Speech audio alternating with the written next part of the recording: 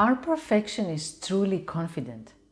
We see sometimes the image that perfectionists project to the outside world, and we think that they're so successful and that they can keep it together and that they have everything under control and that they really believe in themselves. But that's not true.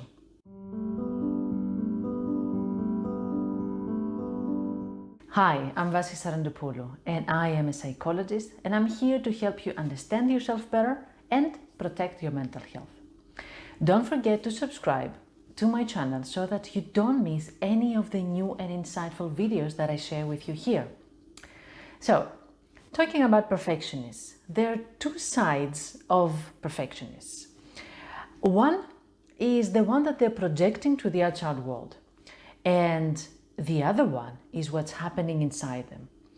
What they're projecting to the outside world is, of course, as we said before, that they're successful and positive and very helpful and caring and productive and efficient and supportive and resilient and courageous, and they have control over their life. That confidence, they ooze confidence. This is the image that goes on the outside, very confident. However, the reality is that there's something completely different happening inside them. To an extreme, to a severe case of perfectionism, inside them, it can be only chaos. What's happening inside them, it can be something very overwhelming and very stressful. If you look inside a perfectionist, you can find a lot of fear of failure, imposter syndrome, rumination, self-doubts, self-blame, indecisiveness, procrastination, overthinking. In other words, a perfectionist is feeling guilty, scared, and stressed. If I can put it in 3 words: guilty, scared, and stressed. But they don't show that on the outside. You have to dig really deep. So a person who is feeling guilty, scared, and stressed, can they really be confident? Actually not. If you're scared, you cannot be really confident because you don't believe in yourself. If you're stressed, you're feeling guilty about all the things that you did or you haven't done, you're not actually feeling really and truly confident. You're walking around in fear and not in trust. So then, why do we see all this confidence on the outside? Well, there's a word for that. And that word is overcompensation. In order to balance all this insecurity that a perfectionist is feeling inside, they put all this energy and they project the exact opposite image to the outside world, which is a lot of confidence, which is I'm not scared about anything, which is I am perfect. Can you see? So they show to the outside world that they are very proud of themselves, they're very confident, they're very successful. They show that they're not scared of anything, but the reality is that the opposite, because deep inside a perfectionist, they don't feel that they're enough. They don't feel that they have done enough. They don't even believe that they deserve rest or they deserve celebration or congratulations. They don't see themselves as enough. That's why they keep running on this hamster wheel. That's why they're exhausting themselves. So what would it look if a person was actually feeling confident? So a person who is truly confident would allow themselves, let's say an example, to take a rest, to have a break. They would allow themselves to say, well, you've done enough. You don't need to try all the time. You don't need to provide evidence that you are amazing and successful and important. We know that. And I know that, so let's take a rest. We deserve that.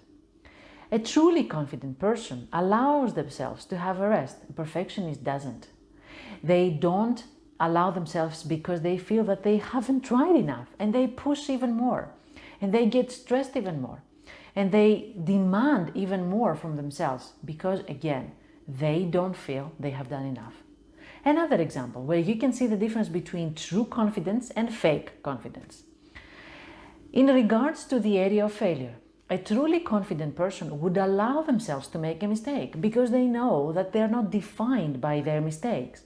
Because they know that there is a possibility of a mistake, or a mistake happening will not cancel all the progress and everything that they have achieved so far.